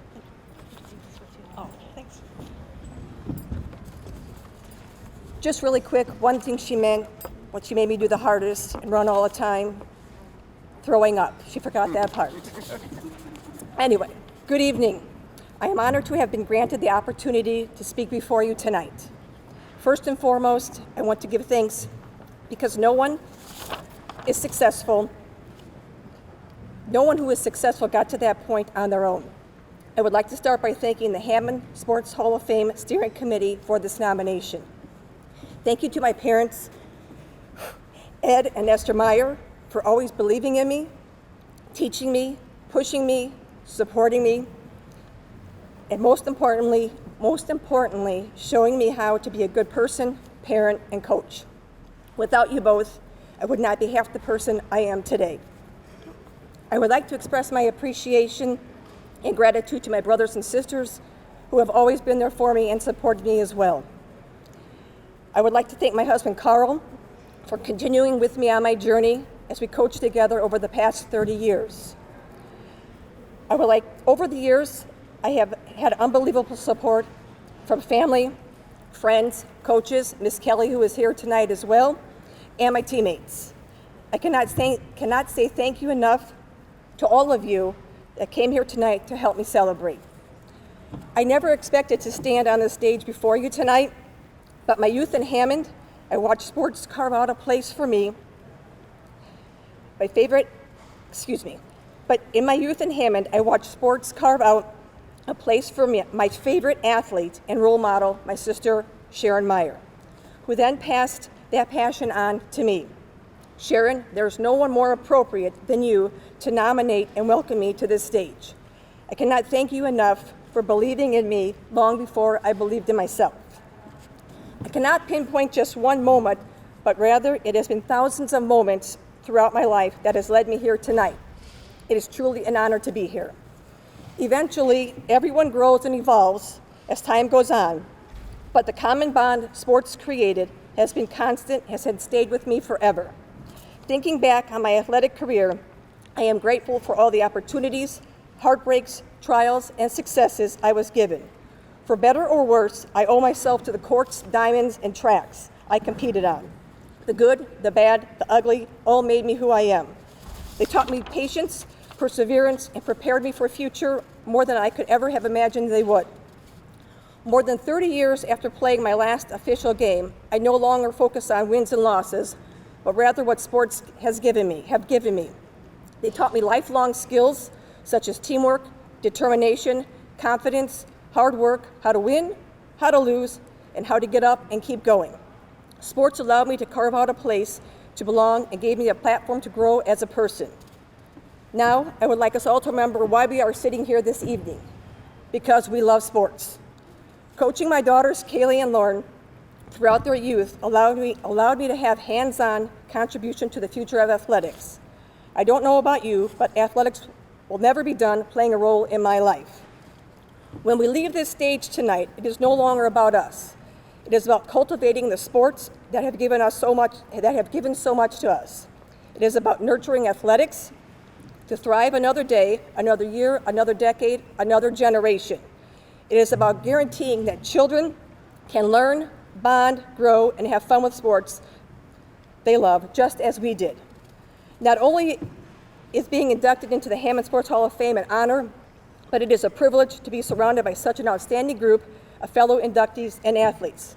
I am honored to be a member of this elite class alongside Jermaine, Portia, Gary, Mark, and the families of Joe Fletcher and James Whitaker. Congratulations. Thank you.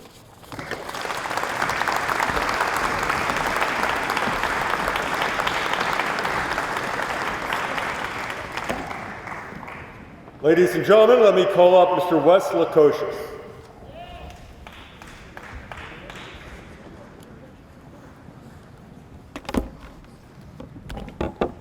Many of us who grew up in Hessville during the 60s and 70s dreamt of contributing to the then burgeoning Morton Governor's athletic tradition. Our next inductee is no exception. In fact, as he prepared himself for high school stardom, he admits to having experienced what he described as the tradition you felt you had to live up to. Well, mission accomplished. and then some. After a standout Morton career as a football quarterback and baseball pitcher, he had decisions to make after high school. Football was his preferred sport, but he also was a 16th round MLB baseball pitcher and draft pick of the Texas Rangers. And the University of Illinois had offered him a full baseball scholarship. But when the University of Evansville provided him the chance to play both sports, his decision was made. I'll let him take it from here. From one Morton governor to another, I'm pleased to congratulate, introduce, and welcome home Mark Peters.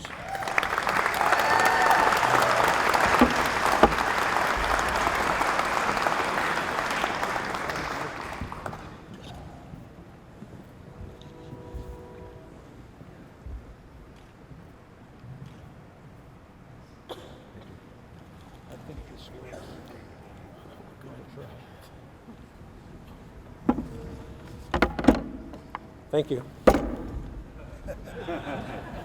Darn. Thank you. Yeah, yeah, exactly. First of all, I'd like to thank one of my best friends, Dan, who told me that the Sports Hall of Fame here even existed. In 1988, my wife and I moved up to Wisconsin, and he ended up telling me, hey, look at that. Go on the internet and check it out sometime. And then my kids got a hold of it and sent in my nomination. And thanks to the steering committee for the honor of being an inductee. I'd like to thank my family, because without them, none of this ever happens. They were my biggest fans and were always at about every game I ever played, except for when I went to college. It meant the world to me. It was something my wife Lisa and I tried to live up to with our kids. It was difficult, as a lot of you know, going one way with the boys and one way with the girls, but we did a pretty good job. I need to thank my teammates, high school and college. We had some really good teams. As a quarterback, you sure can't do anything alone. Hard to complete a pass when you're running for your life or laying on your back, which rarely ever happen. I was fortunate enough to have great linemen and top-notch receivers. I looked at being a quarterback like a chess game.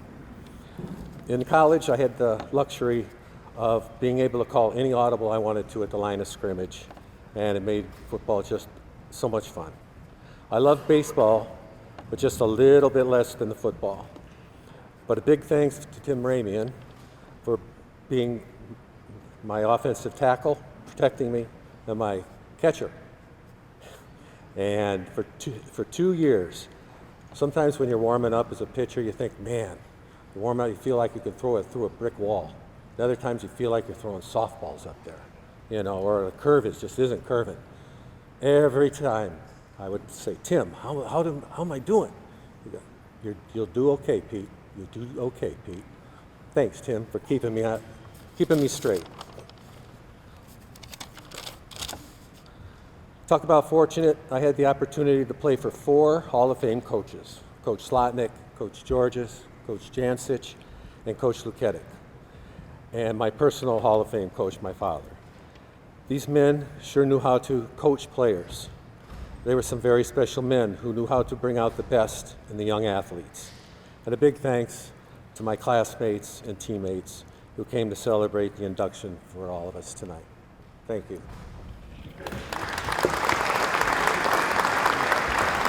I'll take this. Our last and best, Mr. Whitaker, all his accomplishments are in the program, so we won't go over that. I just want to say a couple things that he was great for Hammond. He was like a super fan. He could get in just by a super fan. He sat up there in the corner. He followed all Hammond sports. He was at all the sectional games, all the regional games. He was just pro Hammond all the way. And he, when I was at Morton, I had to tell him whatever I was doing. He'd come to the games. He'd support you. But most of all, he was a contributor not only to the Hammond Hall of Fame, but all of Hammond. He was always there. He was always ready to help. You just can't say how much he meant to Hammond sports. And Steve Saval. And Courtney, his daughter. Courtney, his daughter. Oh, Courtney, his daughter, will accept a trophy.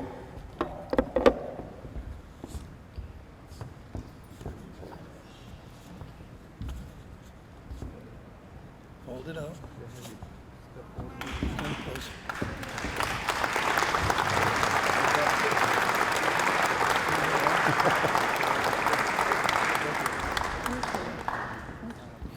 You're going to say a few words? Okay. It's working. Testing, 1, 2.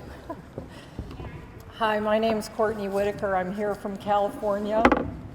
We lost my dad about 11 months ago. I grew up being told by my dad, don't ever be afraid to get in the arena and compete. And don't ever be ashamed if you've given it everything you've got when you walk out, win or lose. And that's how he lived his life. He practiced law in the Calumet region for, 56, 57 years. I asked him once, I said, Daddy, how come you like practicing law so much and being a trial attorney? And he said, because when you're in court in front of a jury, eventually they go in and they deliberate and you walk out and somebody won and somebody lost. He was a hell of a competitor. He competed in everything. And I'll never forget when my little sister, who's sitting over there, beat him in chess when she was 8 years old. Just about killed him. He never played her again. He hated to lose. And he had his best friend in high school, Jimmy Buell, and they went to the state golf championships, and they lost by 1 stroke. And I guess Jimmy Buell, I don't know, it took him 8 strokes on that last hole or something, Steve, you know the story. Jimmy Buell spent the rest of his life, bless his heart, trying to pay the gov back for that last hole that was abysmal where they lost the state championship by driving him around when he'd have a couple too many cocktails or, you know, making gov matches and gov golf shoes for him and t-shirts and all that. But the thing I'd love to just say about my dad is that he was he just loved Hammond. He graduated in '51. He swam on the swim team. He was a heck of a backstroker. He broke the state record. And he's a St. Louis Cardinals fan. And I noticed looking at the program tonight, you guys, my grandfather Whitaker, John G. Whitaker, who was the sports writer for the Hammond Times, when I was a kid growing up, I'd go to my friend's house and, you're not any relative of John Whitaker, are you? And I'd be like, uh-oh, here's another person that hates my grandpa. But I realized my grandpa was inducted into the Hall of Fame in 1987. So 35 years later, his son is being inducted in posthumously, and that's just really, really cool. Speculating in sports. Speculating in sport. So I just want to say that I don't know how my dad would feel about this. He tended to keep a kind of low profile. He wasn't real big on this kind of thing, but he loved Hammond High. My sister Kimberly was the Willie here in '73 and '74. And he has been a big booster of Hammond High sports and all of Hammond for many years. And he used to just remember this. My last thing I'll say is that thing about getting in the arena. Because he always said, don't be afraid to compete. Don't be afraid to lose. Just know when you walk out, you gave it everything you had. And you can hold your head up high.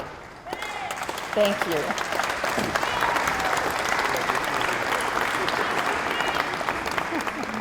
Good evening. For those of you who are still here, thanks for staying. A couple of things about the Gov. As Russ alluded to, he was a big cheerleader and fan of all things that happened in the Calumet region. To touch upon a few things that he did while as a high school athlete. 1951, he won the Post-Tribune Lake and Porter County Junior Golf Championship. Also in 1951, he was silver medalist at the state tournament, karting a 74. And the funny one is that in 1951, he broke the state record in backstroke, only to come in second place to his own teammate. Here's something for you Hammond swimmers. Hammond High School is tied with several other schools' swim programs in the state for 8 state championships. The Gov went on to play golf for several seasons at the University of Illinois, and then he got serious about academics. Thank you all for coming. You all have a wonderful evening.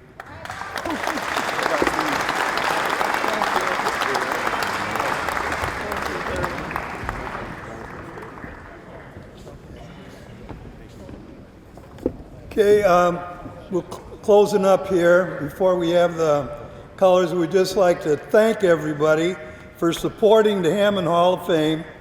I hope we can keep it going. And like I say, there's nothing else like this anywhere. So as you look around the hallway and you see all the plaques, so we still have a lot more to do. Color guard, attention. Color guard, right shoulder,